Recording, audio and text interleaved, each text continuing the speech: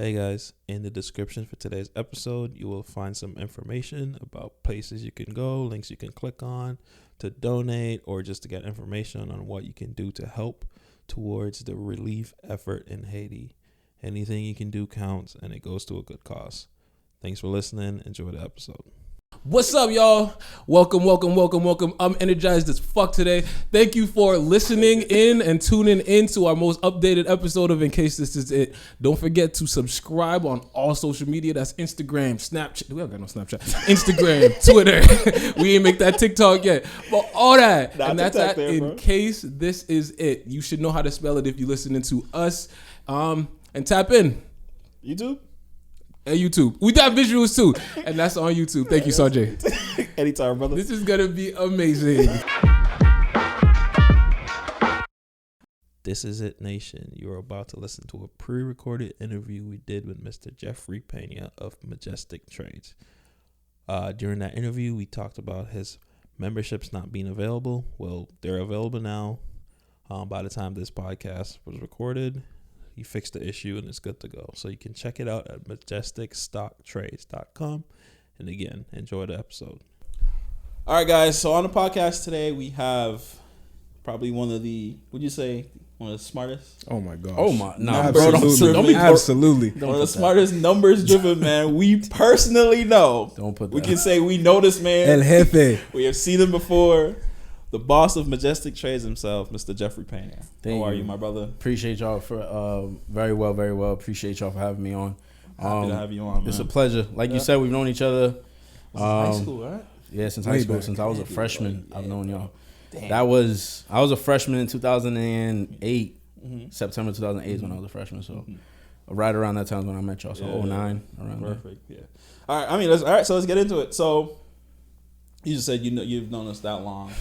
So I guess like you're obviously the founder, CEO of Majestic Trades. Yeah. How long did you know like, hey, stocks? This is what I'm doing. Like since high school or? No. I didn't get into it until 2014. I started looking into stocks. Okay.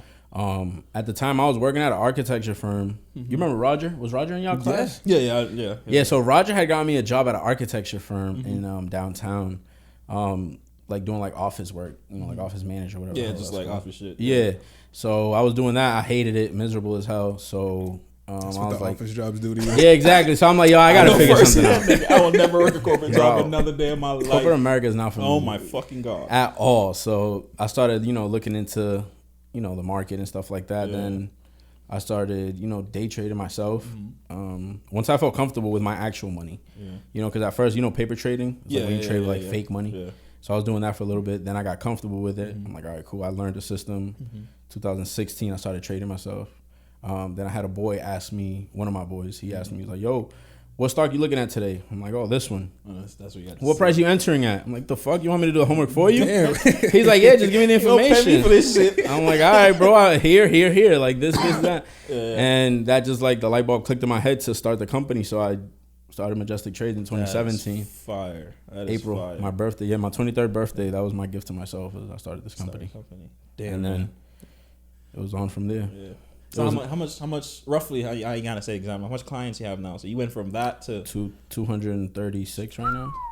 Bro. And how long did it take? Sorry, go ahead. Good. My bad. How long did it take you to get to that? Started in 2017 to 2021, so 4 years. 4 years of work. 4 years. Yep. See, yeah. Okay, so that's one of the reasons you're on this podcast. It's like I want people to see what working looks like. You know what I mean? Because I feel like we live in a day and age where it's the Instagram lifestyle. Like people even like my profile. You know what I'm saying? Like people I like to travel. So, and I only post my highlights. I only post the countries I go to. The waterfalls I visit, whatever. Yeah. But people see that and they're like, oh, he living his best life. Like, no, I'm not, nigga. I come back, I work 80 hours a week. Like, you don't know that. You don't see the behind the work. Exactly. People don't see the behind the work that goes into this. Exactly. Shit, and that's why I love having people like entrepreneurs like you on the podcast. It's just like, yeah, they'll look at your Instagram, they'll see like that you have like an 80% hit rate or 83, 85? It's like 83. Yeah. 83% hit rate. Like, percentage. they'll look at them and be like, yo, this man is killing it.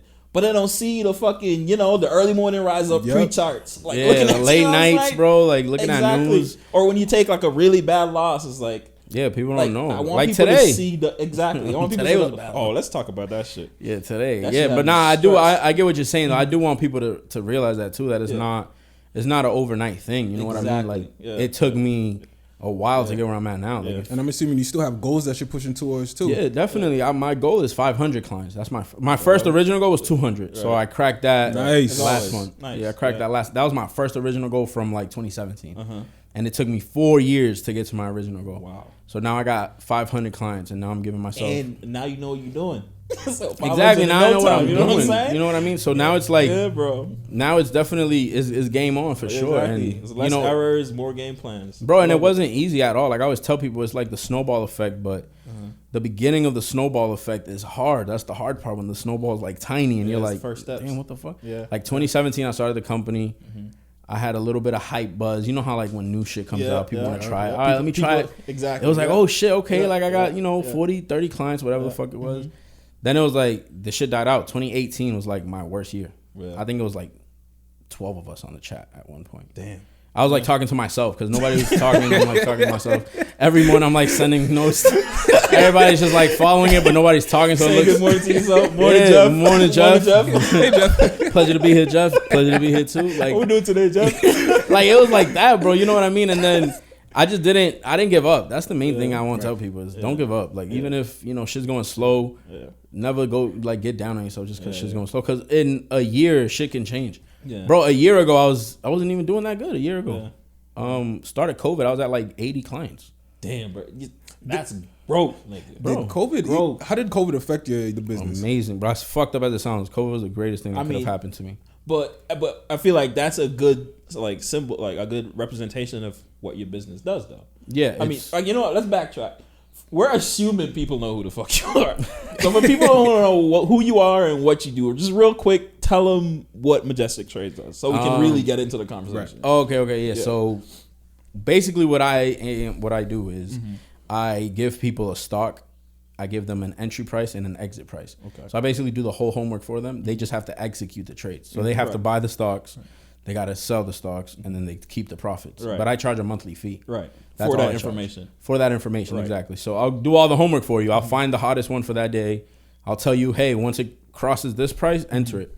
When it gets up to here, exit. Right. Take your profit. Right. That's all I do. And whatever profits they make, it doesn't matter if they make 4,000, 5,000, 10,000, or 70, 80, 90 bucks. Right. My charge is the same. It's just a monthly fee. My monthly fee is $70. I mean, you're doing the hard work, so yeah, exactly. Yeah. At the end of the day, I do the hard work.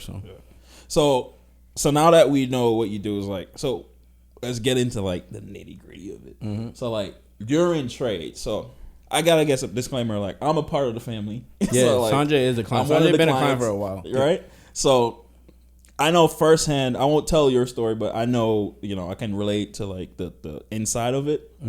So what would you say for like people who come in with like big ass expectations, like, yo, I'm gonna join this shit. Fuck me. I'm gonna make 10 grand a month. Don't hit me I'm up. about to buy a Rari. Don't, bro. You know Don't what I'm hit saying? me Like, up. Don't hit me up. Yeah. I hate those types of expectations because people see, the profits, and I don't blame myself, but I have to do it. I post like when people win big. Exactly. Because, it helps me for my market. Yeah, and what we said earlier, you post your successes. Exactly, but people don't think. My thing is that I forget that people don't think how I think. So I'm like, I post a stock. Somebody's win. Mickey, shout out to Mickey. Mickey plays with big bucks. Mickey has a larger bankroll than most average clients. Yeah. So when Mickey will win 5,000, 6,000 on one trade, people be thinking like, yo, I'm about like Jeff about to take me out the hood. Jeff gonna get me out of Dorchester. Like, here's $100, bro. Here's $100. How do I make the 5,000 that dude just made?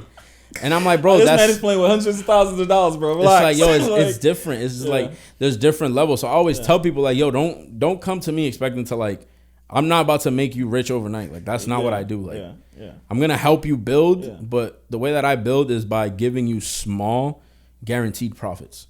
Small guaranteed profits. One way that I always tell people is my mother used to say the saying that when a chicken is eating, it eats 1 grain of rice at a time, and then its mouth gets full. Exactly. You can't, like, the chicken's not going to grab all of it at the same, it's like grain by little. You don't got a choice. It'll fill its mouth. Yeah. So that's how I like to look at it. What I do is small guaranteed profits. That's awesome. That's awesome. depending on how much money you start with as well. And that's what I was about to get into now. So for again, this is all assuming they're newbies, no idea what day trading is. Like, what do you suggest? Like, if they come to you, what's the bankroll you suggest they come to you with? I always tell people if you don't have 2,000, save up 2,000. Yeah, and then start day trading. And then when you have 2,000, what would you tell them to expect when they do hit on a trade? Or when they hit on a trade, it depends on like the price of the stock. Mm-hmm. So sometimes, like I'll have a stock that's at $2. Right. Sometimes it'll be at $6. Right. So the more expensive the stock, the less shares you're going to be able to buy, the less money you'll be able to make.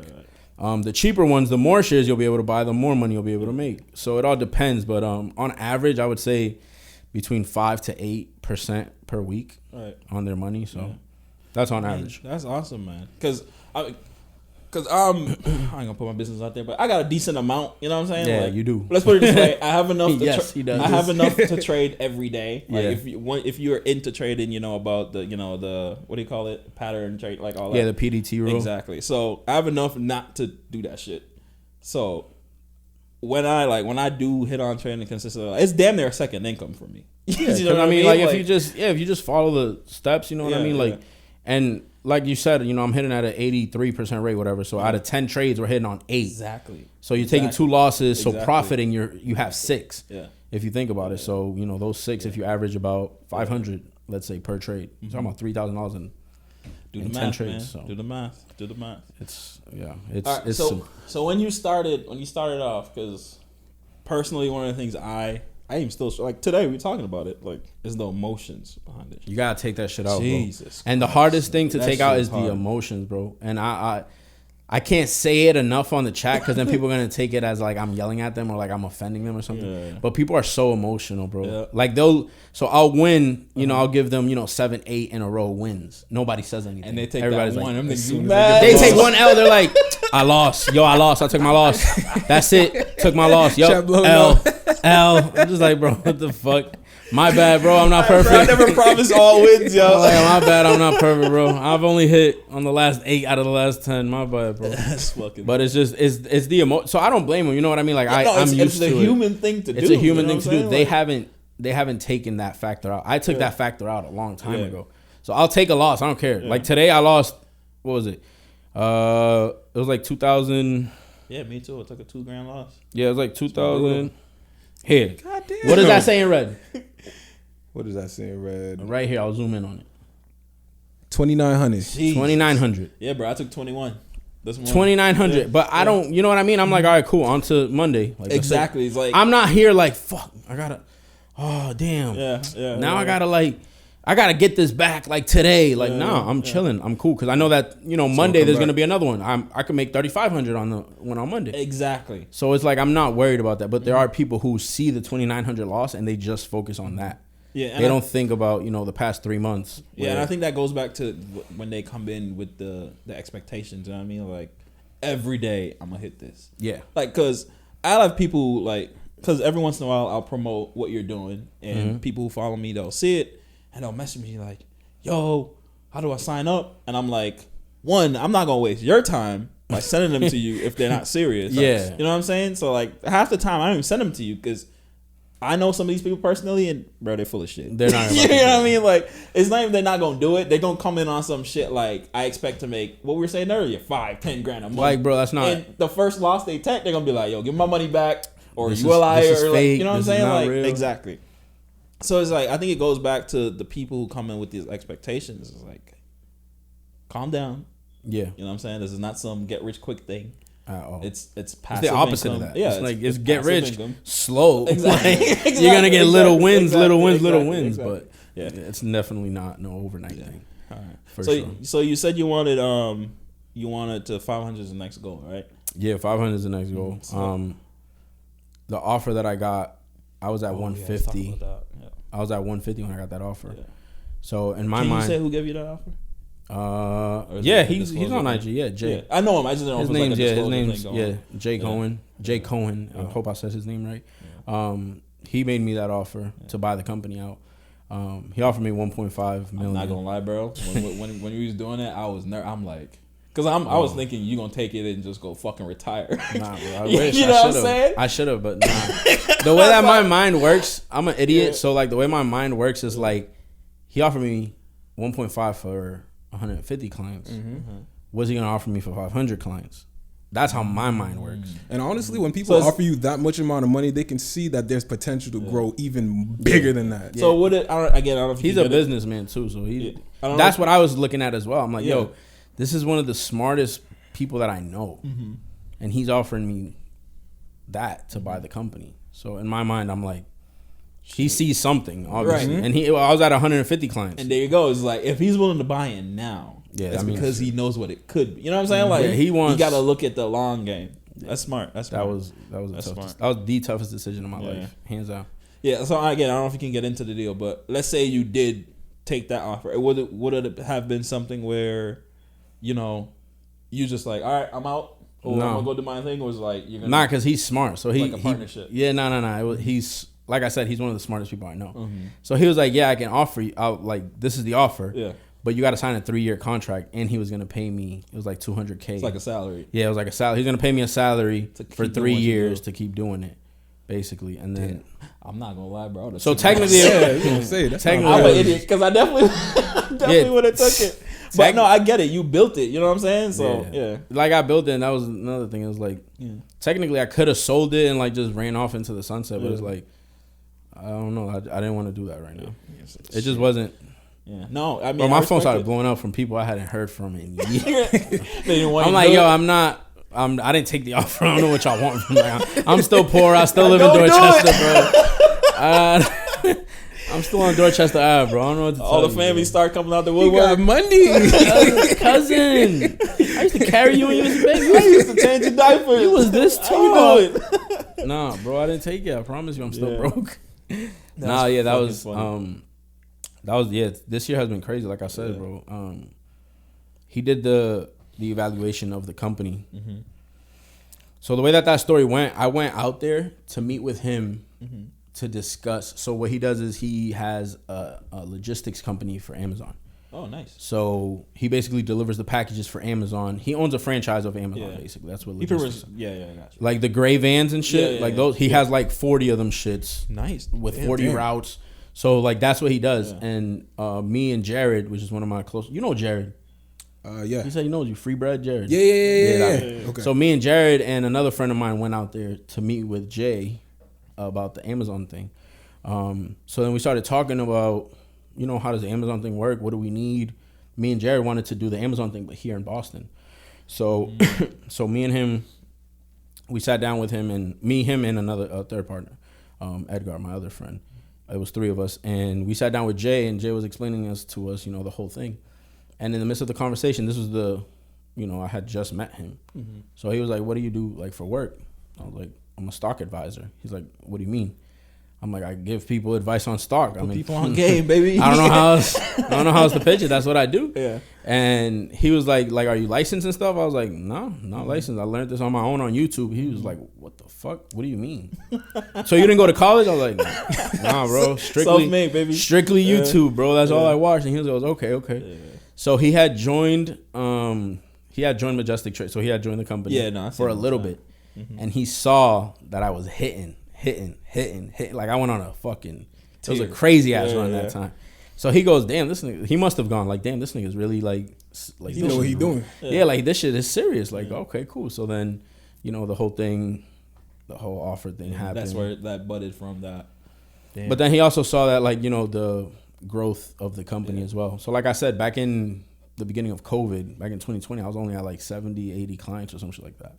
So then I had doubled in clients. So he's like, he ran the numbers for me because he had sold other businesses as well. So he knows how to scale a company. So he goes, yo, if you do this, the doubling of clients for the next, 5 years, this is what your company's worth. And he showed me, it was like 3.2 million. Damn. Nigga, I almost fell out my seat when he said that shit. I was like, bro, what? Especially you ain't never had that shit before, man. I never heard millions and my name and millions. And you know, it's like, it's there. It's a real thing. It's a real thing. It's like, technically, like, that's my net worth. Yeah. Because I own it, but it's not liquid. Right. That's what people don't understand. Exactly. They just think you can pull it out of the bank. Like, when people, when people started saying like, oh, Jeff's a millionaire, and it's like, oh, I'm talking to a millionaire. I'm like, I promise y'all, I'm not there yet. Like that's bro. not. Yeah, bro. That's not where I'm at. I'm still at fucking Dorchester, like I said. Yeah. But it was definitely life changing, bro. And then he endorsed me. So the greatest thing that I could have done was say no to his offer, because then he endorsed me, and he's like, all right, cool, yo, I'm gonna put you onto some people. And then those people put me on to people, and then it's like, it was like that connection. Yeah. The network was valued at, me personally, I valued at way more than 1.5 million. Yeah. Because he brought me more value. Like, I got an NFL client. Yeah. It was through him. I saw that. Yep. I saw that, yeah. Just got signed too. Yeah, Saints? He just got signed to the Saints. Nice, yeah. Nice. So I'm going to try to get out there to New Orleans to watch a game. Shout out to Kavari. That's dope. That dude, he works his ass off, bro. That's what, and he's such a humble dude too, bro. Like, he flew into Boston just to have like, we had like a lunch together, and it was just like a cool ass. You know what I mean? Just come kick it. Cool I love ass person. Man. I fucking love shit like that. Like just seeing people build and like that community just develop it. Yeah, bro. That's the best, bro. And that's the main goal of the company is just expose the stock market to people that look like us, bro. Because growing up, it was like stocks. That's for white people. No offense, no offense to your white listeners. I remember before I even signed up for like with you, it was like.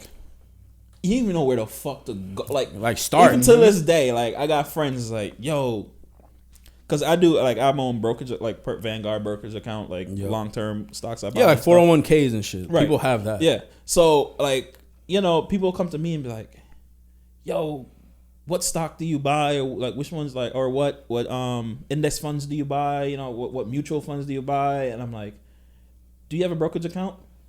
What's that? You know what I'm saying? Like they don't even know what a brokerage, like you can't even get in the game because you don't know what platforms to even. People just know Robinhood, and that shit irks the fuck out of me, bro. That irks the shit out of me. Like, yo, Robinhood is not a broker. I love you know what Robinhood does? They literally sell data to. It's the data. Brokers. It's an information company. It's an information company. It's like they're basically like a miniature Google. Yeah. And it's like people don't understand that. It's like it's cool to have. It's a fun little thing to do. Like a little change in here, but if you're serious about your future. And stuff is like you really got to get into it. Learn. I'm not saying you have to be some expert, and I'm what I'm saying. That's why I work with you because I'm not gonna sit here and act like I'm some day trading expert. People ask me like when I say I do a couple of day trades, they think it's me like again doing charts and I'm with like 7 monitors and shit. No, that's what people think my fucking life looks like, yo. Like I sit at a desk, 13 monitors with a bunch of charts, and I'm like, bro, that's not my life. I have one laptop and my phone. That's it.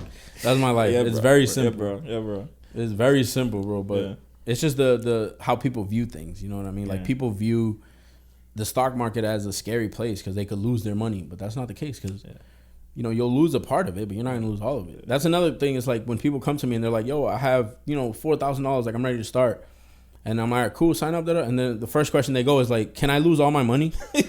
I'm like, you can take that same money, throw it out the window too, motherfucker.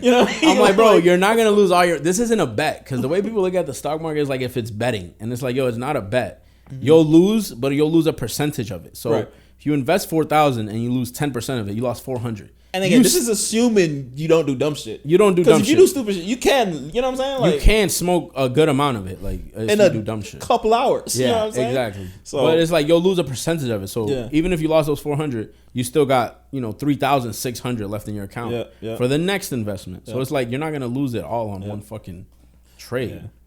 But I love to see it, man. Like I know you've done some community stuff too, like just to get the awareness out there. It's like, I try my best. Mm-hmm. I don't know if you remember CJ. Oh hell yeah, CJ. Carl? Yeah. So he had me talk to two of his youth groups. In regards to like the stock market and stuff like that, and like I love doing that shit, bro. Bro, it's the best. Like community shit, exposing it, especially to kids. Like I wish I. Had known about, the stock market before I went to Fisher College and spent fucking $28,000 on one semester. Don't even get started on school. Don't get me started on school, bro. Who you telling, bro? I'm in debt because of that dumb shit. I was so mad at the end of my college experience. I didn't even go to my graduation. Till this day, my mom mad as fuck about that. Because I'm like, I just felt like a fucking idiot that last semester. I felt like a fucking idiot the whole time. Whole time. Remember Miss Manduka? Yeah. This is his story all the time. He said he wish he used to listen to Miss Manduka. Miss Manduka used to say, "Stop killing yourself trying to get into these colleges. Go to a community college." I remember she used to say that shit, bro. You was like, no. I should have listened to her, bro. You was like, fuck that. I'm going to Harvard. If I went to community college, I would have been like, all right. I've been chilling. Not even chilling, it's just like these 2 years. Oh, college definitely ain't for me. Yeah. And if I go to a 4-year college, it's gonna be amped up even more. I definitely ain't gonna like it. So let me just take this L on these 2 years and go focus on what I really want to do. Because I've never like put importance on a college degree into my life. To be honest, I only went to college because of my mom. Like, what are we even doing with that? That's me, bro. I tried it for my mom. Yeah. And then, like, when I dropped out, it was World War fucking III in my crib. It was like, I might as well have been working for El Chapo, bro. I might as well have. The way my mom fucking treated me for the next 2 days, the way she was like, bro, I might as well have been fucking El Chapo's right-hand man, bro.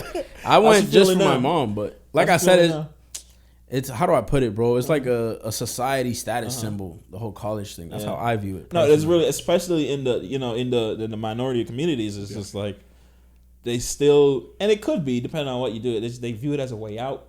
Yeah, as a way out. As a better life. But that's the shit, though. That was back then. Right. That's how it used to be. That was how it used to be. In the 80s, 90s, you got a college degree, you were somebody. Yeah. And now they look at it and you bring it and it's like, yeah, okay. Everybody got that. What else where's your master's? Right. You know what I'm saying? Like, bachelor's, everybody got that shit. Like, dog, I kid you not. Somebody sent me a screenshot. They were on, the fuck's the name of this job? Indeed. Where you look for jobs. Yeah. He sent me a screenshot of it and he goes, bro, you won't believe this. I'm like, what? He sent me a screenshot. To be a secretary, like answer the phones, $15 or $16 an hour. They required that you had a bachelor's degree. It's insane. It's insane. Like what? It's only gonna get worse too. And that's the thing. Like I think some states they're even paying people not to go to law school. Like do not become a lawyer. We got way too much shit on. And that's the thing is like even now like jobs where like trade jobs like. Bro, like, if I had known, if somebody had told me in college, I could make 80, 60 grand as an 18-year-old, laying cement, you know what I'm saying? Yeah, plumbing, like, doing plumbing, electric, like I would like sign me the fuck, like you do that shit for like 5-10 years, you stack your money and then you go focus on something else. I wish I would have known that. I wish I would have like not had the balls to stand up to my mom, but I wish I would have been able to have that conversation with her so that I could have told her like, yo, this isn't I knew this shit wasn't for me, bro. I was class clown. I used to get C's, minuses. I used to get C minuses just to be able to play for the baseball team. You know what I mean? That was it. That's just to get by so you can do just to get by so I could go play baseball because I love baseball. So it was like as a kid, you know, as a 17, 16-year-old kid, that's what I was focused on was like baseball. But it was just like to please mom. That was the only reason. It, man. It's a gift and a curse because, like, you know, it's a family. Like, you want to make them happy. You definitely want to make them proud. Just like at the same time, and especially when you're at that age. I feel like as 18-year-olds, as 16, 17-year-olds, like, we really don't know shit. At all, bro. And the experience of the adults in our life is so important to us. Like, they literally shape and influence the decisions we make. But here's the thing. Yeah. It's like their mindset is the same mindset that their parents, and it's not up to date. So that's where me and my mom clashed. Because she's like, bro, when I started trading and I quit my job, like when I started the company, I quit my job at the architecture firm and I started doing this full time. She was like, so what? You're just going to lay around the house all day? She thought you was doing shit. She's like, what are you doing? She's like, yo, what are you doing? Like, for real, what are you doing with your life? I'm like, what are you talking? Like, I have a company, this and that. She looked at me like, literally into my head, the way she looked at me was like, fuck your company. Go get a job. Yeah, bro. Yeah. Because you ain't leaving the house. You ain't leaving the house. So to her, it's like, yo, you're in the house. Yeah. I'm like, yeah, but like I'm done working. She's like, well, what do you mean you're done working? It's 10 o'clock in the fucking morning. Does she get it now? Like... No. Or still trying to she gets it now after like the offer and the evaluation so and she's shit. Getting a better understanding. She opened her eyes in fucking April when I got that offer. And she's like, what the fuck? That was for real? And I'm like, yeah, that was for real. So you was doing shit this whole time. You were doing something the whole time. I'm like, yeah, like had I gone to college, I wasn't gonna have gotten this shit. But no, I love my moms to death, but me and her clash heavy when it comes to the entrepreneur thing. Cause like I said, it's old school, bro. Like old school is like you get a job for the city. Like my mom's biggest thing growing up, you gotta work for the city so you can get your pension. 20 years, like 40 years, whatever the. I'm like, bro, what the? That doesn't seem like life. Yeah, no. That was work for 45 years, and then I get what? I'm 65, so I get what, like 2, 3, 4 years before I die, like before your knees stop working. And you end up in Walmart working. You can't stop pissing yourself. Like the fuck I look. But you got a pension. Fuck that pension. I want to live life now, like when I can move. And this is why it goes back. Like this is why I spend money on every fucking plane ticket I can find, bro. Fuck, I look like waiting until I'm 60 to go travel. Like nah. You know what I'm saying? I don't want to wait for no pension, bro. I want to get to my shit now. Yeah. No, that's real shit. And the funny thing is that the first person that called me was my mom when I got the offer. Yeah. And she didn't even ask how I was doing. She was just like, are you going to take it? She's like, where we going? What vacation we taking? I'm like, yo, I haven't even thought about it. The offer came in fucking 30 minutes ago. Can you give me a sec? The fuck? But that's awesome. Yeah, she was definitely very happy. But yeah, I mean, she's definitely she has to be a proud mom now. You know what I'm saying? Yeah, now that's definitely a good feeling. Especially since I'm doing something for like the community, and my mom is very community active. Yeah, she's like activist for the Spanish community, JP and shit. So yeah, to her it's a big deal. Like now that she sees it, that's awesome. So for your company, staff wise, like what's the like you got staff now, or is it still all you one man show? Or Nah, I had to. I didn't want to. It's my baby, bro. Like, how do I put it? Nobody here has kids besides me, but when y'all have kids and y'all put y'all kids in daycare, y'all gonna have to trust that other person to take care of your kid the way you take care of your kid at home. So it's like the movies, the first thing you drop them off, you're like, and I'm just like, cry. I'm like, oh man, yeah, bro. I'm like, God damn, y'all sure I can't stay all day? I'm like, you don't want me to stay there the window supervise. In case nothing. I'll make some snacks. That's the best way that I can paint the picture that I went through before hiring somebody. It's trusting somebody to do something else. Yeah, exactly. Same way that you were doing it. And the position that I hired him for was customer service. And that's what I strive myself on. Because my customer service, if it wasn't A1, I wouldn't be where I'm at today. Because what I do is I give people the comfort of knowing that I'm an actual person that they can reach. Right. It's not some robot. Yeah, like I don't know if y'all know who Tim Sykes is. Oh, yeah. Yeah. You can't call Tim Sykes and be like, yo, I have an issue with my, Oh, nah. You're not calling Tim Sykes. That ain't no number you can That's get. not, exactly. You're not calling him. Yeah. So I wanted it to be a personal thing where it's like, yo, I can text Jeff. I can call Jeff. I can hit him up on Instagram. He's going to reply. He's going to answer me. You know what I mean? So I wanted to give them that one-on-one. And I'm always like on it when it comes to customer service. My other like previous jobs before the architecture firm were like door-to-door selling Verizon files or like. Oh, so you got some sales in you. Yeah, definitely. So how was the sale? Would you say that gave you experience sale wise, or like helped you? I would say that gave me a lot of. I wouldn't say sales, but customer service. So like I know how to deal with people.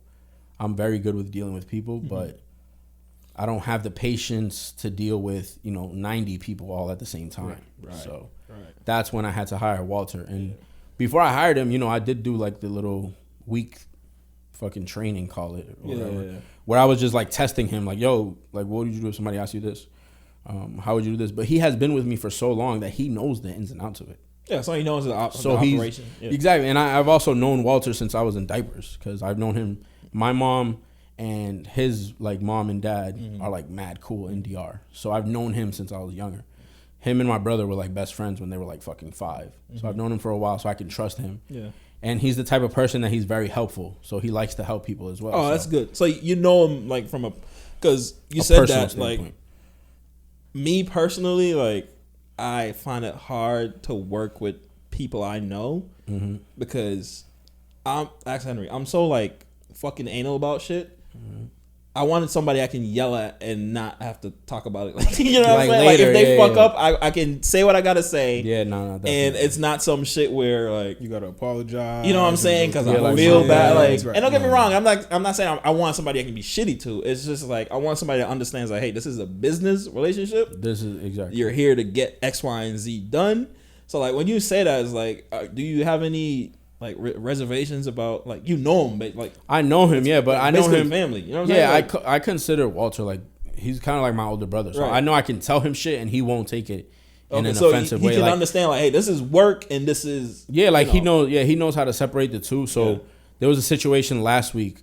A BPD cop joined the chat, so I'm like, yo, he's like a police officer. I've known him for a while, but I'm like, yo, he's a police officer. We should like not that we specialize or like give more attention to people depending on what they do, but it was just like, yo, I've known him for a while. He's he's not in our age range. Right. He's a little bit older. Right. So he's like, yo, I'm lost, and this kid Walter hasn't hit me up. So I hit Walter up. I'm like, yo, bro, you haven't hit up Ramon? Like Ramon's waiting. He goes, oh no, my fault. I'll hit him up.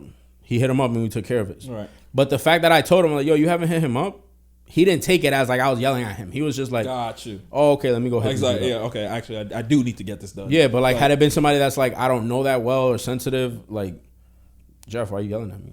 Exactly. I didn't see it. Can you relax? Right, like, you know what I mean? Yeah, so it's definitely, it's iffy, bro. Yeah. When it comes to hiring somebody, like I got lucky with Walter, to be honest, because I don't think had it not been him, I don't think I would have hired anybody. I would have really tried to stick it out. Stress though, and it's all that by yourself. Yeah.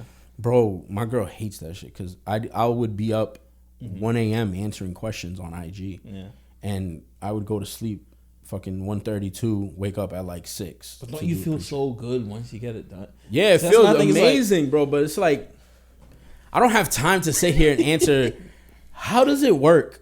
Yeah, stupid shit. I get it. Yeah. What? Yeah. Like, so if I start with $500, how much would I make? Like, I'm not doing math for you, yo. I'm like, bro, it's 12 a.m. I've been up since fucking 5. I don't know. Yeah. Like, so that's where he came in. I delegate that type of work to him. Yeah.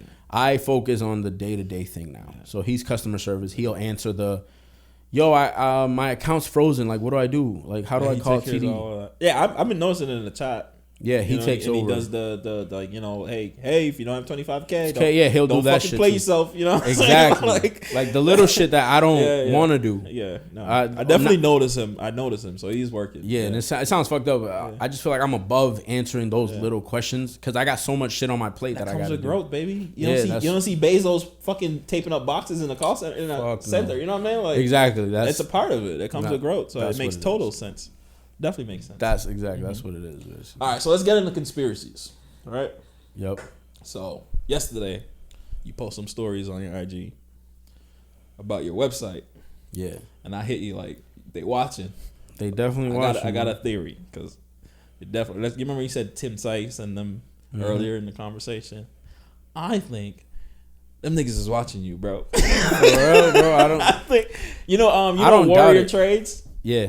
I don't know what the dude name is, the one behind that, but it's like a long hair dude. Yeah, he's on YouTube. Yeah, that guy. I think all them niggas is, bro. I think it's them. I don't think it's. I wouldn't doubt it, bro. I don't think it's on nobody. That's all I wouldn't doubt it because I feel like there's no minority of them. They're all white. Exactly. They're all white. Exactly. I'm not saying that it is them. You know what I mean? I mean, we really don't know. I'm just talking shit, but it could be. It could be something else. It could be somebody hating. Like I got a lot of people that was like, yo, that's just some fucking people hating on you and shit. Yeah. I'm like, so are you anywhere near to resolving the website? Because your website, we didn't talk, but the website's down. No. The website's up. It's up, but the packages are down. They're not letting me sell sign-ups. Yeah, I can't offer sign-up. They're not letting me sell the package because I'm not a licensed. Is this a rule all of a sudden, or I guess Wix said that they have a specific criteria that they need to follow and prohibited sale of something is like you can't. Yeah, financial advisor is one of the things. Independent, unlicensed financial advisor is one of the things that you can't sell through Wix. Yeah, but from a legal standpoint, you're fine. I'm fine legally because I have a disclaimer. It's just Wix making their own personal making a thing, yeah. But they weren't looking at me at all. You know, it's just like that's what it was just like out of the blue. I'm like, bro, I've had this website for fucking 4 years. Like, why? Somebody sent the email. Bro. Why all of us? Yeah, I don't doubt it. It could be a bitter somebody that didn't follow the rules and just fucking lost 2 trades in a row. This nigga's a scam, bro. Let me report him. Like, what the fuck, bro? I don't even like I put on IG. Yo, I don't bother nobody, bro. Yeah. I'm not. You know, like there's another company out there. There's another like network out there that they'll harass you to sign up. Yeah. You know, like yo, because their shit's a pyramid scheme. Yeah. I don't care if you sign up or not. I've seen it. You know what I mean? Yeah. Like I don't care if you sign up or not. I don't bother nobody, bro. I just post my shit and keep it moving. I don't fucking go into people's DMs. Like I'm not in Henry's DM because he's not a client. Talking about hey, Henry, man, I got this deal today. Henry, right? Bro, sign up today. Like, dog, you gonna get 20. It's only gonna last for 12 hours. Like, you know what I'm saying? Like, bro, I don't do that. I'm like, yo, people hit me up when they want my services because I always tell people like, yo, I could have kept this shit to myself. If you think about it, like if I didn't start the company, I would have been day trading myself, doing my own trades, and not shared my knowledge with anybody. You know what I mean? But I chose to make it public. I chose to share the knowledge and charge a small fee. I charge $70. Motherfucker, like I said earlier, Mickey makes fucking $5,000 on the trade. You know what I mean? Bro. Like the shit's different, but it's just people don't see it that way, and it irks the shit out of me because it's like, yo, I'm trying to help people and I'm trying to like, you know, do better for the community and all that. And it's like I got to deal with shit like this. And as fucked up as it sounds, bro, I personally think it's somebody that's a minority that did it. You think so? As fucked up as it sounds, I think it was somebody that's a minority because I mean, it's more likely, unfortunately. They don't like the where we come from is like hating is just a fucking an act of, you know, just normal shit. Yeah, crab in the barrel, man. Crab in the barrel mentality. That shit fucks me up. But like I said, man, what God's got planned, nobody can stop. So regardless of what they did, we gonna definitely overcome it and come back even stronger. Facts. But I'm not worried though. So what's as far as the website thing? So what do you think the next plan is? Switch platforms or? I'm probably gonna. I don't have to switch platforms, but they're definitely gonna make me do like a fucking either evaluation or some shit of the website, and then I'm probably gonna have to switch like payment providers. What sucks is I'm probably gonna have to have every single client re-sign up, and then it's gonna be a bitch because everybody's gonna be like, "Yo, I don't have time," and it's just like I'm gonna have to do something, but. I'll probably think of like a way to like compensate them for the troubles and the headache. Because mad people hit me up like, yo, my plane got canceled. I didn't cancel it. I'm like, I know. It's not y'all. Don't worry. That's why I posted like, yo, I'm not stopping services over this shit. Like, we're going to keep. Which is good because you could easily be like, you know. I'm not getting paid. Y'all not getting stocks. Like, I could have been a dickhead like that. But that's not me. Like I said, customer service is my main key fucking point for staying in business. Is it in the plan to get licensed at all, or are you gonna just keep doing it the same way that you've been doing it? Nah, like everybody tells me to get licensed and like go to school and do this, but it's like, but what? Like I don't. What does getting your license get you?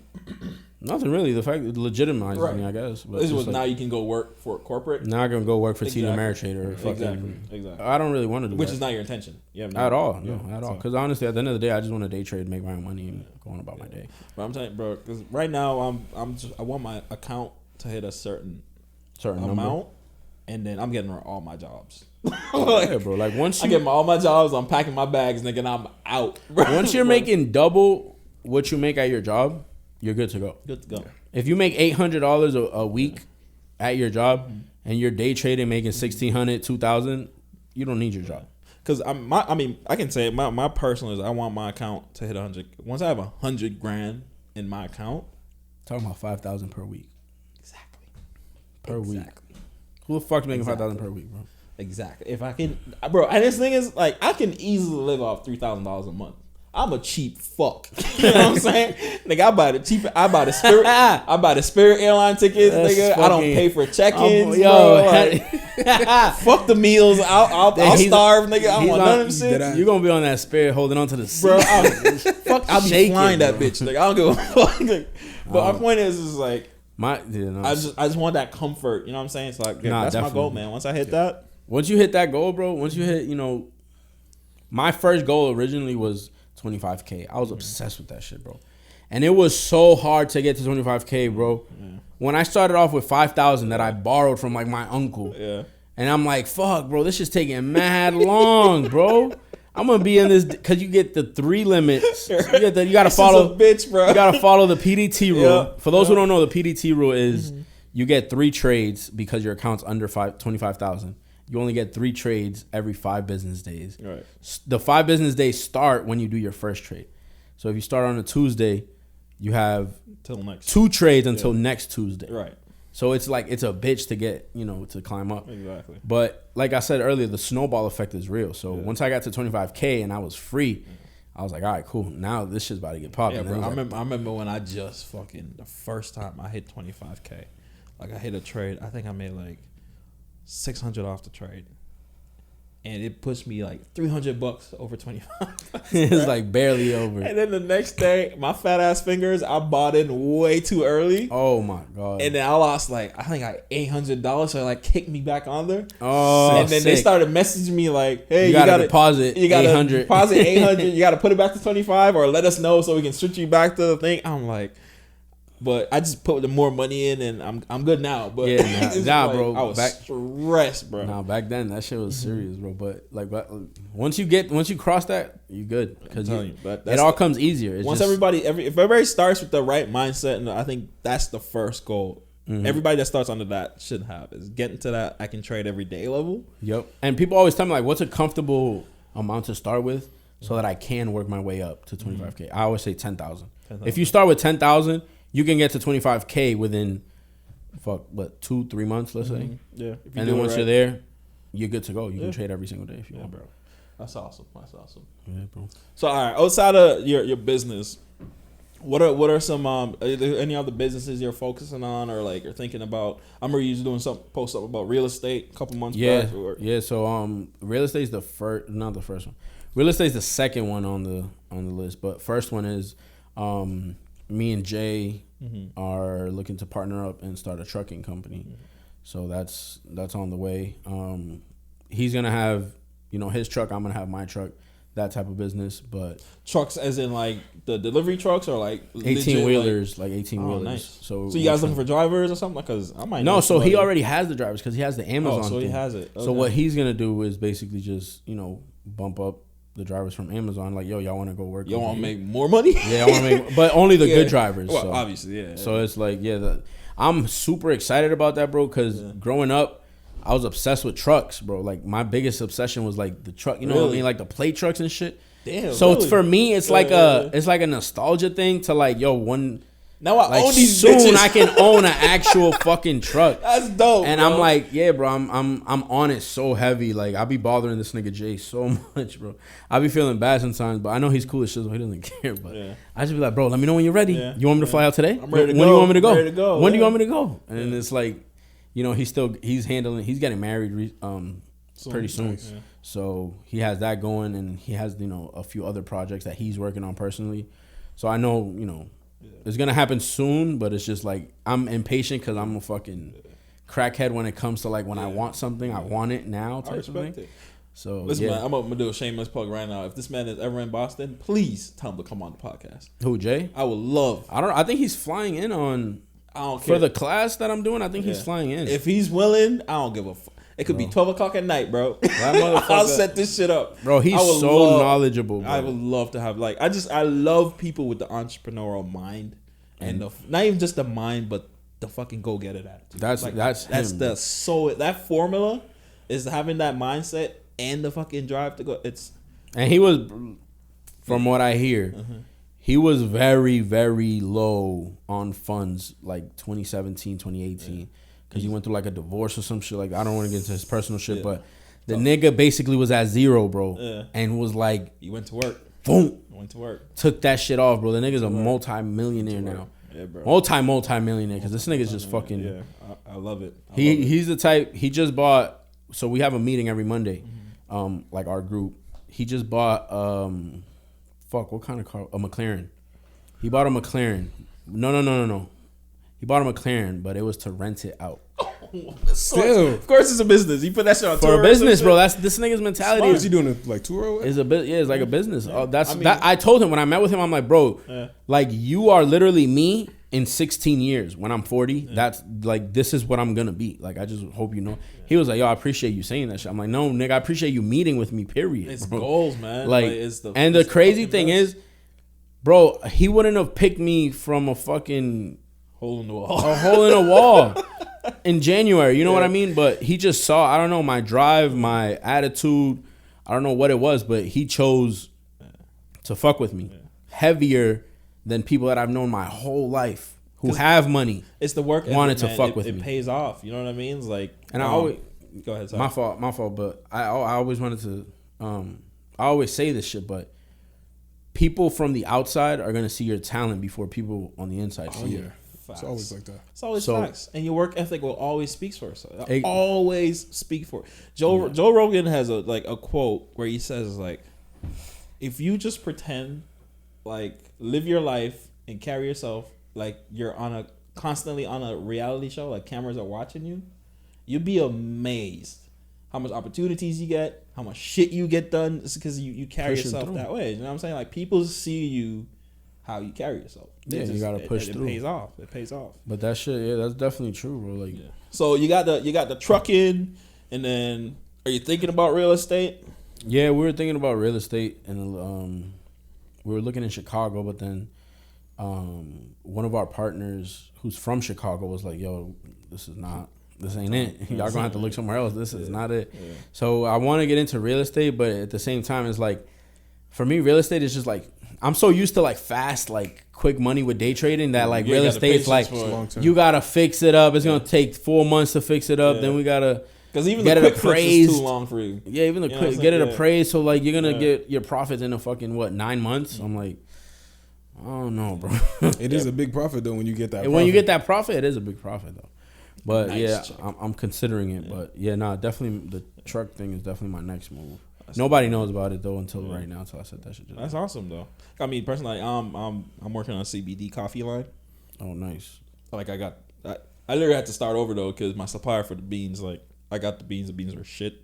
Trash. So now I got I just said, fuck it, I'm gonna roast them bitches myself. Oh shit. So I ordered beans, they're coming. Like I'm gonna practice my profiles, get my profiles done, so I can like consistently do it. Once I get that done, you're good to go. I literally got the bags and everything right over in that room. Like, that's crazy, bro. Like, that's lit, bro. As long as you're hustling, man, that's all that matters, bro. I always tell people, it doesn't have to be, you don't have to have everything in order. You just got to start. I didn't have everything in order. I didn't know what the fuck a DBA was when I started the company. It's that first step, baby. That first step is just getting started, bro. Once you get started, that's it. Yeah. That's dope. All right, so we're going to switch gears. You were definitely a family man. Definitely, bro. Well, you got 2 daughters now? Yeah. 2 daughters. 2 daughters now. And so like we said from the beginning of the podcast, we've known you basically since high school. Yeah. And you were what's the term they used to use? Teen dad? Teen parent. Teen parent. I was a teen parent. So how was it like? I'm assuming it was not fun going through that. Not at all. As a teen. Like how was that experience? It was tough, but at the same time it was amazing. Me and Scarlett, we've been together fucking 2008 to now was at 13 years. Damn. So me and her been going for a long time. But when we first had Chanel, that was my oldest daughter. So she's now 11. But when we first had her, she was living with her mom and dad. I was living with my mom. So I couldn't sleep over to help her with, Chanel in the middle of the night. So it was more of like, we had the baby. Like, I'll be there. I'll see her for a few hours. But I have to give her to Scarlett so Scarlett can take her home and she sleeps with Scarlett and her parents. That must have been tough. So it was annoying at the same time, but I understood that. You know what I mean? Like, I never fought back on it. You know what I mean? Because I understood the fact that we were young and they weren't going to let us sleep together, obviously. Okay, all right. Before you go further, how did they take the news? Like, oh, no, my mom swung on me. Holy shit. Bro, my mom's handicapped. My mom only has one arm. She lost her arm in a car accident. On you. She lost her arm in a car accident back in 2002, Christmas Day of 2002. Wow. My mom almost died and lost her arm in a car accident. Glad she's here. Damn. Yeah, bro, that shit was crazy. If me and my brother would have been in the car, we would have died. So and she left us that day at our uncle's house. She was like, y'all just stay. Wow. I'm gonna go. And she got into the accident, lost her arm, but the car was like rolling over on the street and shit. So, but it was bad. Yeah, but I thank God every day she didn't take us with her that day. Man. But yeah, so she's handicapped and she only has one arm. She swung on me that day. She was like, fuck. What you mean? My mom's a tomboy. Let's let it be known. My mom's a tomboy. Before she lost her arm, she used to play softball. She used to she was with the shits, bro. She was like a whole nigga in a girl's body, bro. Like, so yeah, she got pissed off. But then it came into the effect of she's never had a daughter because it's me and my brother, so she's only been around boys. Right. So when she found out the sex of the baby, she calmed down. Then she was like, all right, because me and Scarlett hid Chanel for, I want to say like 8 months, 7-8 months. Nobody knew Scarlett was pregnant because she would wear like sweaters and shit. She would wear baggy shit. Even her parents? Not even her parents, bro. Damn. And nobody till this day believes that. Bro, her parents. So when they found out she was about to have the baby in like a month, we had like shit. It was like fucking 2 weeks for planning of the baby shower type thing. You must have been. So do you have a good relationship with your father-in-law? Yeah. But he wanted to kill me that first week. He walked in that fucking room. He looked at me like, this little bitch. He looked at me like, this motherfucker. He wanted to fuck me up. My God, now he's like a father figure to me. You know what I mean? My dad is not in the picture, so I look at him as, that. But yeah, it was definitely tough, bro. It was just the constant, back and forth, like, of the baby, Chanel. Mm-hmm. It was just annoying. But like I said, I wasn't able to be there for her to help her in the middle of the night. That's what fucked me up the most. Mm-hmm. But now when we had our second child, it kind of felt for me like it was our first. Like because now I gotta wake up at 3 a.m. to get that fucking I got box. this. I'll make up for everything. I was like, hold on, I got this. Don't worry. But it was definitely an experience. But that was just one of the many hurdles that we had to overcome. Well, I had to overcome growing up to be where I'm at today, and I feel like it made me stronger for sure. That's dope, man. And like you have a beautiful family now, so you know. Like, thank end you. of the day, that's all worth it. You know what I'm saying? Yeah, at the end of the day, it was worth it, bro. I don't regret anything, that happened, anything like that. That's dope. So you think you're gonna be in Boston your whole life? Nah, bro. I feel like everybody moving, bro. Nah, it's just for me, bro. Personally, it's just I feel. I hate going back to it because people think I like bragging about the shit. I don't, because I didn't take the offer, but you know what I mean? Yeah. But when I got the offer, people started looking at me differently. People started talking to me differently. And I don't like that shit because I don't want people to think that. I'm thinking I'm better. Now. Yeah, they look at me in a certain way. Like, I'll tell you the story. I don't know if my cousin gonna hear this, but whatever. If he does, fuck it. We ain't that big, bro. Don't worry. We ain't that big, bro. Fuck it. Whatever. But I'm gonna share it. So that's what I'm saying. I don't know if he's gonna see this shit, but I'm in the barbershop getting a haircut, and my cousin walks in. He's like, "Oh, what up, Jeff?" Da, da, da. And we're talking. I'm on the barber chair. My barber's cutting me, and he's sitting. You know how they have the seats for the waiting. Yeah. So he's sitting there, and he tells my barber, you're cutting the hair of a millionaire." Oh my god, bro! In a barbershop, I get my cuts in the hood. Set up, yo. I get my cuts in the hood, bro. Oh my god. Like I get my cuts right there on Eggy, bro. Like right by Eggy. So it's like that's Spanish Harlem, basically. Yeah. Like, and fun and games aside, that's extremely dangerous. Yeah, bro. So I'm like. I was like, yo, no, whoa, what you doing, nigga? What are you talking about? No, I'm not, nigga. No, he's not. Like, I'm not a millionaire, bro. Don't be saying that shit. He's like, nah, because you got that offer. I didn't take it, bro. It doesn't matter, nigga. Like, don't. Whoa. But you know what? That experience, like, I literally, it put me in a mindset of, yo, I got to get out of here because not that people are going to do shit to me or, like, I'm in fear for my life or nothing like that, but it's just, I don't like attention. I'm not an attention-seeking person, and that offer brought me attention that I don't want. Yeah. And especially here where people know me. And then, the whole shit that happened recently with the website and shit, it's just like, hating is common. So I'm just, I'd rather get away. My girl wants to go to Florida. I want to go to Cali, because the trucking is like, company is going to be in Cali. Yeah, so you're thinking about God that. willing. Like, I'm thinking long term. Gotcha. The trucking company is going to be in Cali, so I want to move out west, most likely. Yeah. So yeah, it's either Florida or Cali where I'm gonna settle at. But I definitely don't see myself living in Boston in 5 years. Yeah, bro.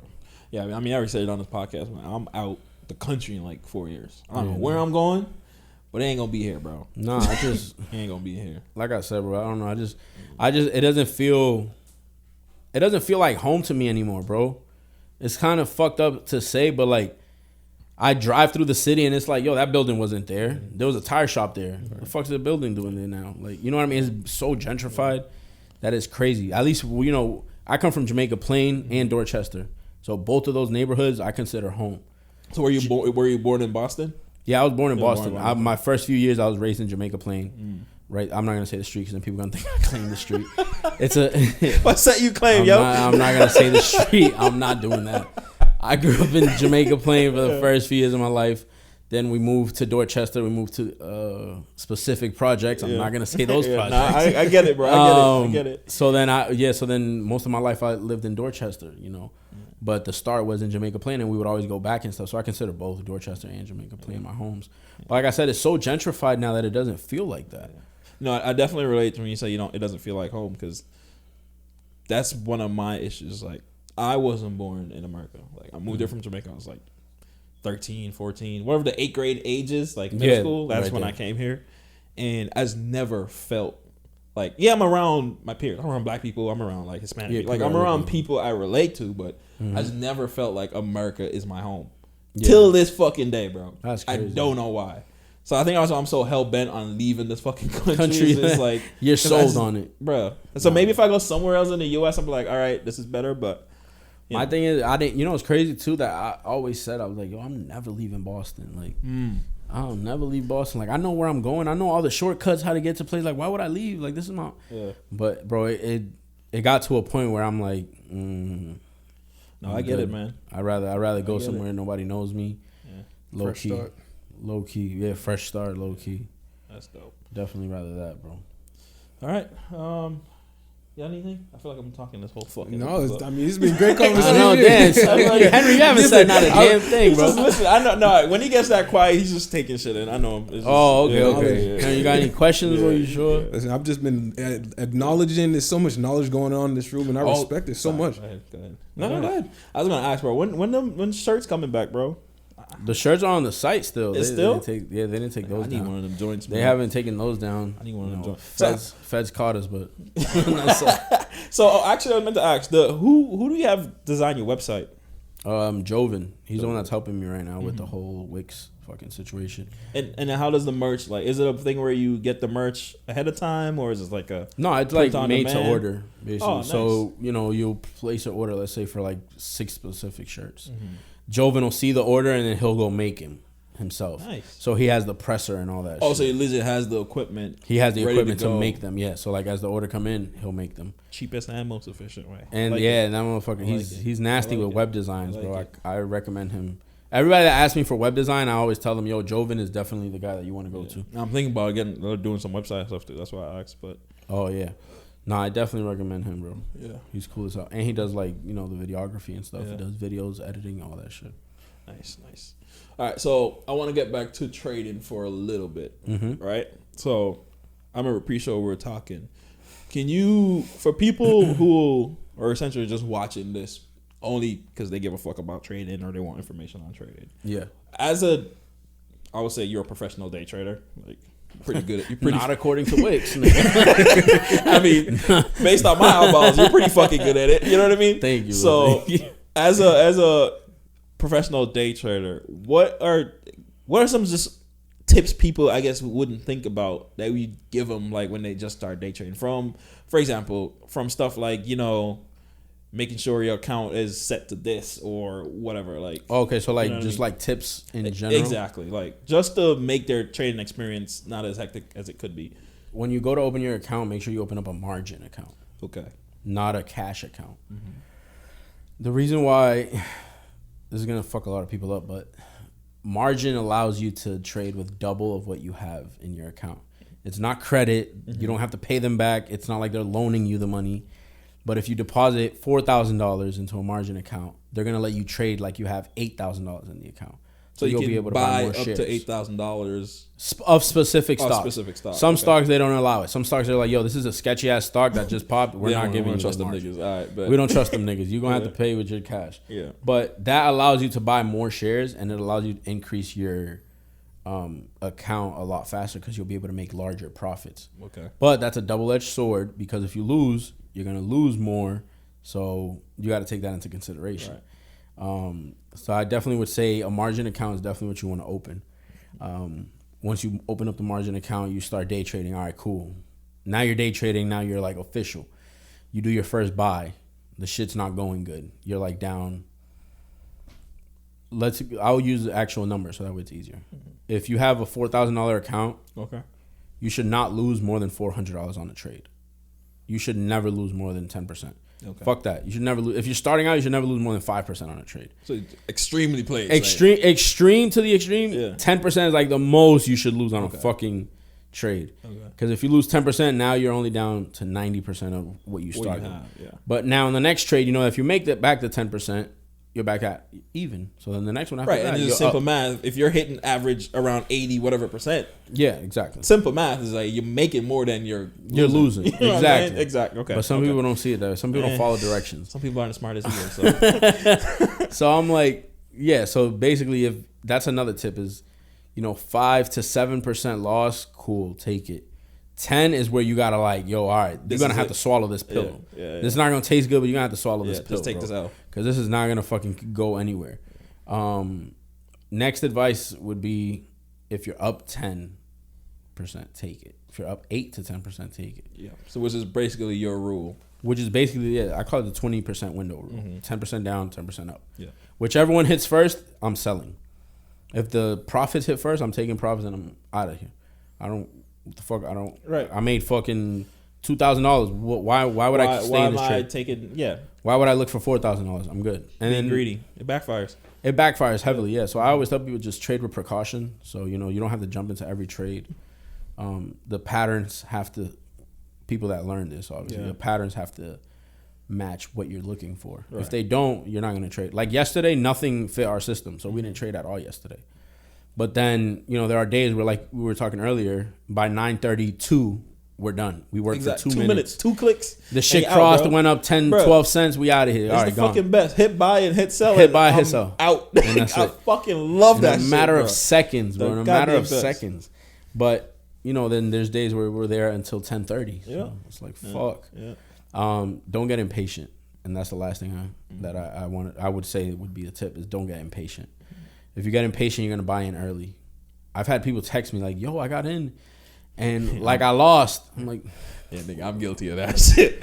Bro, what do you mean you bought in and you lost? The buy point was $5.50. Why'd you get in at $5.21? I'll be guilty of that. I'll be seeing a stock, bro. I'm like, for example, let's say you put out a stock, it's like, yo, buying at $4.50, right? And pre-market, it's at like $4.20, you know, tinkering. Market opens, it goes up to like $4.30 or like go to $4.40, drop back down to like $4.25 or some shit. Yeah. Every time that dip happens, I'm like, bro, if I just get it now, right here, I could catch this wave up and catch this way to the 50, then it go back. Oh my god! And like, it happens sometimes. Sometimes it work, but more times than not, you play yourself big time, bro. When it you play yourself, both times. It gets ugly when you play yourself because the losses add up quick. And like you said earlier, like emotions is a motherfucker. That's exactly why you do it in the first place. Because you don't. Nobody wants to take a loss. Yeah, exactly. $1,000, $2,000. Like it's hard. Yeah. But you have to mentally prepare yourself to know, like, yo, it's cool because the next one I'll get it back. Exactly. But people who are just starting out, they're like, fuck, I lost $400. God damn it. What? Like, you know what I mean? They're emotional. Or they try to chase it because when I just started as well, I was guilty of like, I'll lose at the time, like I'm losing like $200-300 a trade, which at that time was a lot of money. You know what I'm saying? Like, I was a lot of money for that trade, and I'll be trying to make it back that same day. Like I'm saying, like I have 3 trades for the 5 days, and I'm already using my second one trying to make it back that same day. You know what I'm saying? It never works. It never works. No, and FOMO is another motherfucker. FOMO is fear of missing out. If you have that fear of missing out, and you're like, fuck, AMC popped. It's at fucking $22. Close your computer. Go home, work, bro. Go do something. Do something else. Shit alone, yo. Because then you're gonna buy in at the very top, and then that's when the hype dies out, and it just comes down, and you lost because you were like, you had the fear that it was gonna keep going up, and you were gonna miss it, and it's like everybody. For me, when it comes to the FOMO, especially in the chat, for me is when I used to be really bad at it. It's seeing everybody win. I don't want to see It's like I don't want to see them win. It's just I don't want to not win. Yeah, you know I don't want to not win. I want to win too. I don't want to see everybody posting posting their wins, and I'm the only idiot that like sold too late or hopped in too late, like or so didn't trade at all. Exactly. So like that's when it always gets me. But I think I'm pretty good at like not falling for it now. But definitely don't get peer pressured into buying some shit. Yeah, dude. Twitter, stay the fuck off of Twitter, bro. Stock twits is everybody AIDS. think they're experts. God, excuse me. God. I shouldn't say AIDS because the whole baby thing. Everybody get canceled. Stock twits. Stay away from stock twits. That shit is like Wikipedia. It is not a reliable source. Everybody can say anything. Bro, I've seen screenshots of people like, yo, this company is about to like blow up. Like, go buy it because they have a contract. The stock is at like 0.002 or some shit like that. And it's like, there's no way in hell, yo. But then you got dumb people that would actually go buy it, and because they read that shit, they'll go actually buy the shit and fuck themselves. Yeah. All right. So there's one last thing I want to get into before we get off this mic. You can get in. How do you got feel? Time, bro. Huh? I got time. So whatever you want to ask. Okay. Perfect. I got time. I'm not in a rush. What's your verdict? I feel like I already know this, but I'm actually just for the podcast. What's your verdict on crypto? I don't fuck with it.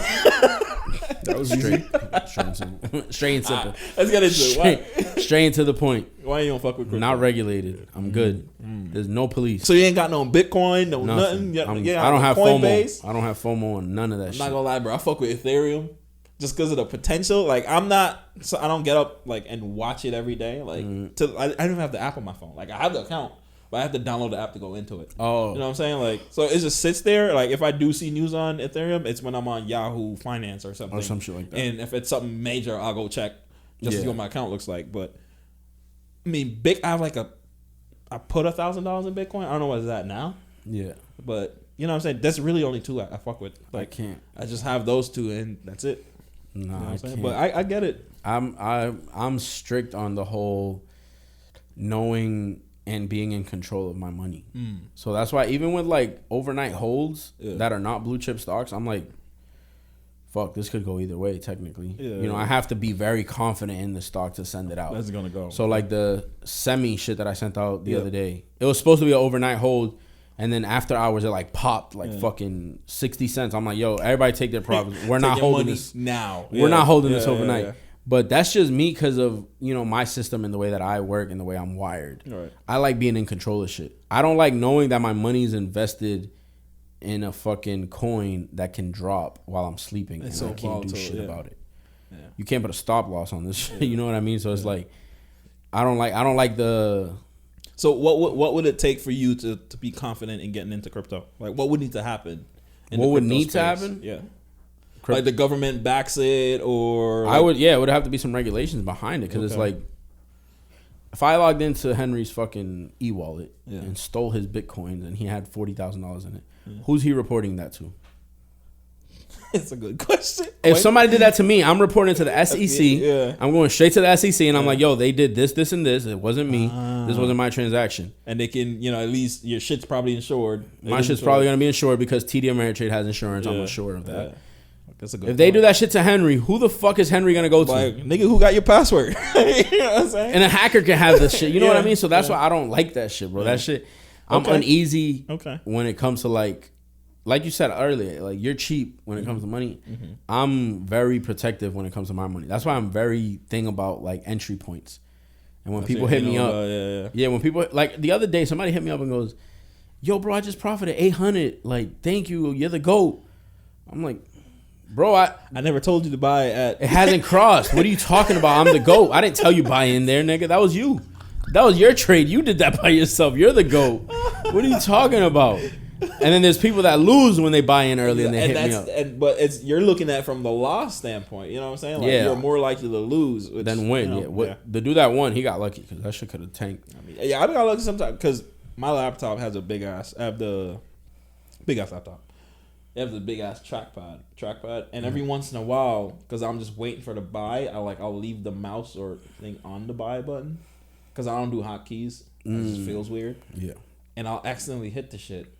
And that's how I be getting in way too early. Like I be mad early. I be playing myself. You'll be in there early as hell, bro. Yeah, usually when that happens though, now I just get back to wherever I got in and just make that quick sale because I can do as much trade as I want. So that's the bright side. I'm not wasting a trade. Yeah, you're not wasting a trade. Yeah, back then that was an issue too for me. When I had like three, like the pattern. Oh, Jesus, I'd be pissed. And another thing that I hate about crypto is that the shit can move off of a tweet from somebody famous. Yeah, Dogecoin or Dogecoin. What the fuck you call that shit? Dogecoin. People ask me all the time, you got Doge? I'm like, no. Niggas really thought that was gonna be the next Bitcoin. And I don't shit on it because I don't know shit about it. It's just personally, I'm good.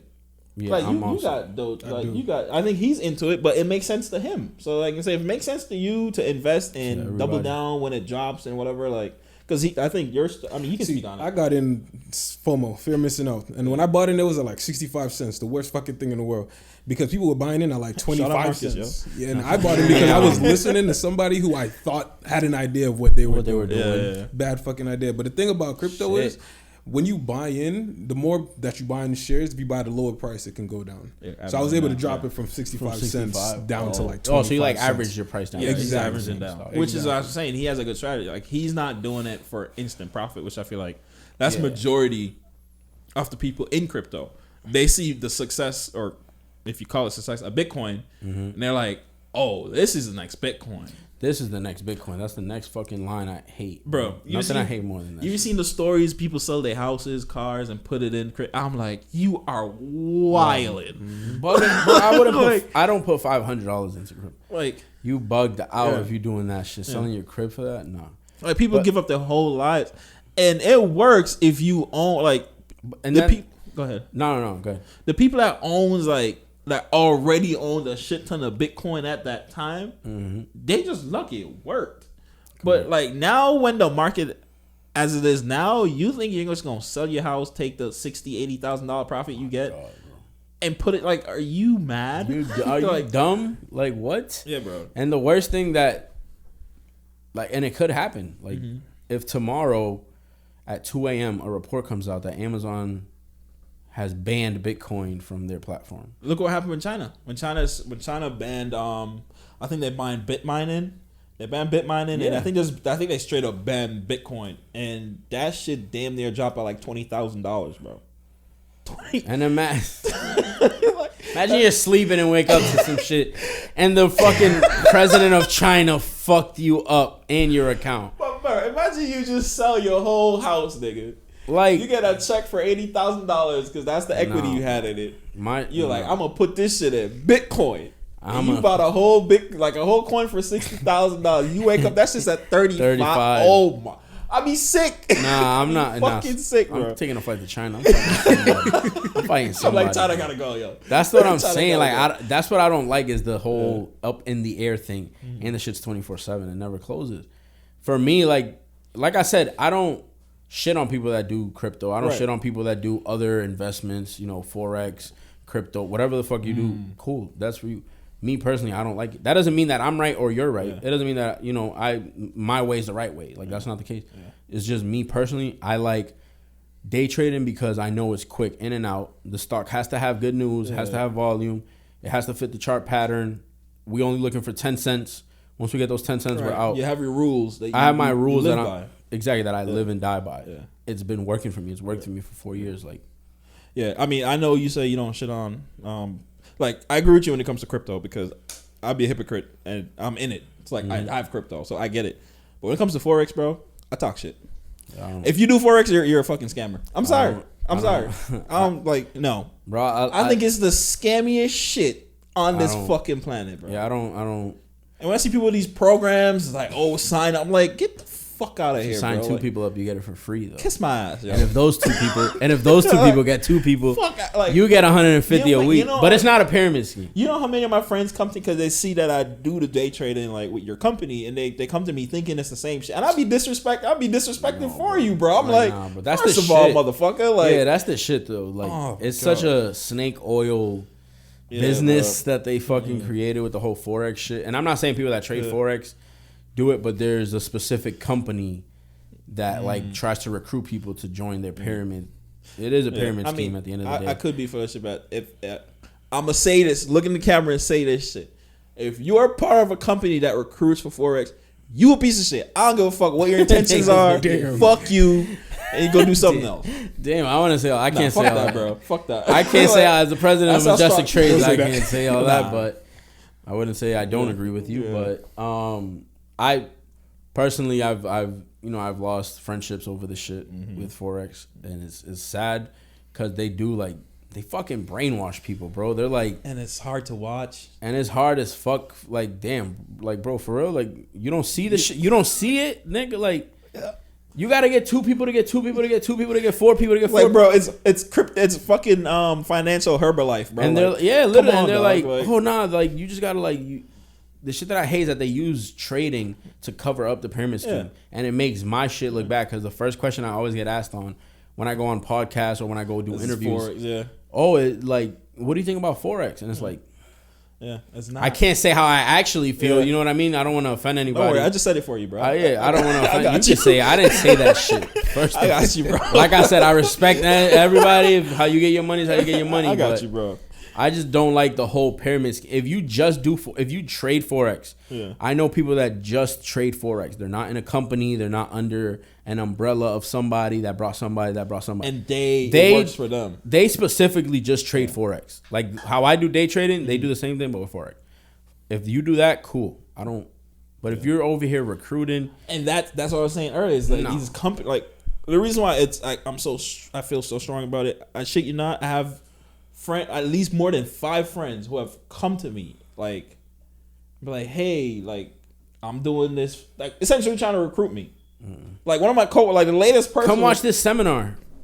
The latest person was one of my coworkers. Like he works. That's how they get you. My security job. He covers the garage. And he comes to me.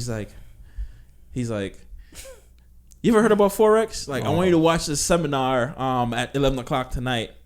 And fortunately, I know better. You know what I'm saying? But I'm like, it's for all the people who are like, don't know better. Goes back to the reason why you do your business. It's for all the people who need this extra income, who generally need, this extra money. It helps them with their lives, helps them from paying a fucking car note to paying your phone bill. Like, it helps you cover things that your 9 to 5, or if you're a part-time, it doesn't cover. You know what I'm saying? It preys on those motherfuckers, which is why I hate that shit so fucking much. And it then just misrepresents the whole industry. And it misrepresents the whole trading industry, period. Like, stocks included. Like, I remember you posted a meme with was it a meme? The post with, it's like, anybody that has these charts in their bio, like, oh yeah, anybody has these charts, like, it's blocked. I'm blocking them. Exactly. It's because of Forex. It's like, it's because of Forex. Yeah. They're like trying to recruit people and all this. Exactly. That's why I tell people, and I said it earlier, like, bro, I don't bother anybody. Yeah. I don't hit people up. Yeah. I don't care if you fuck with me or not. I'm going to make my trades. I'm going to make my money. Like, my clients are going to make their trades. They're going to make their money. Facts. You want to join? Cool. If you don't, fine. I don't need it. At the end of the day, I'm not a pyramid. I don't need you to then get profits on top of your profits. Exactly. I don't give a fuck. Exactly. The way that I recruit is I just post my shit normally. Yeah. If somebody sees it and catches somebody's eye, like, yo, I'm interested in this, like, all right, cool, we can have a conversation. Yeah. I have never, nobody could ever screenshot their DMs where it shows that I was the first message and that I wrote to them asking them to join Majestic Trades. Yeah. Never. Yeah. And I stand tall on that shit. No, it's good. And I stand amazing. Tall on that shit because I don't like the fact that, like you said, that shit with the whole other thing of trading, they go out and do that. They'll DM people like, yo, like, if you're not, you're broke. If you're not trading, like, bro, why are you screaming at people? Like, motherfucker. It's just, that doesn't mean you're broke, bro. Yeah. That's what I'm saying. Yeah. They just, I don't know. Like I said, I think that shit is for weak-minded. They target weak-minded individuals, like people who don't want to do it on their own. So. Yeah, that sucks, man. They paint that picture though. Yeah. They do paint it. I don't like that shit. All right, my brother. Again, I want to thank you so much. Yes, sir. Appreciate y'all. And driving all the way to Brockton. All right, I got some corny shit that I'm gonna do, but you're our first guest since we rebooted In Case This Is It.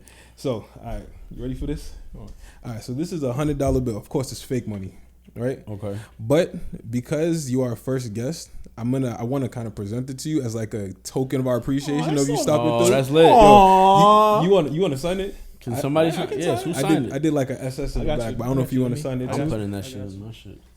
Let me see that. And it's like a play. What would you call it? Like paper trading earlier? Yeah, paper trading. Yeah, it's like the fake money. I like that. So I'm gonna sign this shit too in the middle.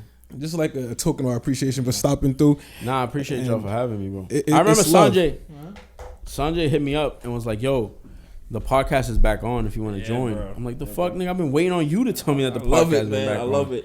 I mean, for the podcast, I'm just trying to build the community in Boston. You know what I'm saying? Like, we have another. I can't say it now, but we have another guest coming on Sunday, and it's just like, do I know him? I don't know. But he's in talent management. We'll say that. We can't say what it is, but he's in that type of realm. But it's just, I want to build it, and I want to. The most important part is I want people like you, like people who are doing shit in different industries, who are fucking doing it themselves, who have built something. It's just, I want people that look like us from our communities to see yes, bro. It's not just white people shit. You know what I'm saying? It's not, bro. That's white people shit is my most hated fucking term.